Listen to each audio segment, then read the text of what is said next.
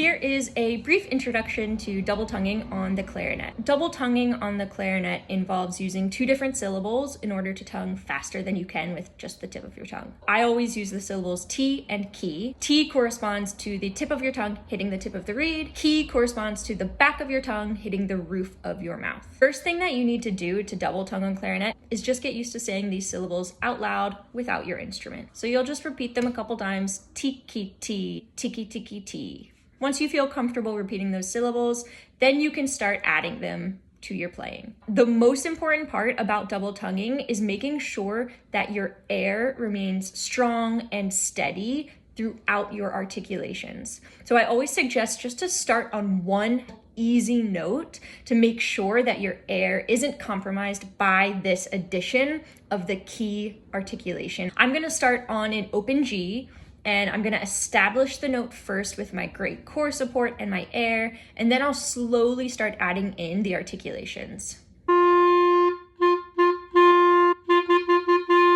When you start adding in the double tonguing on these easy notes, you wanna make sure that you're paying attention to the tone quality and the articulation quality. You also wanna make sure that the weight of the articulation is the same between the two, the T and the key. Once I feel pretty comfortable double tonguing on one held note, then I can start adding in moving notes. I'm really easing into this though. I'm just gonna use two different notes. I'm gonna use A flat and open G. So next I like to go to the first 5 notes of all of the major scales. I'm gonna start with E major. I'm gonna do it again slowly, no metronome, really focusing on clarity in articulations and synchronized movements.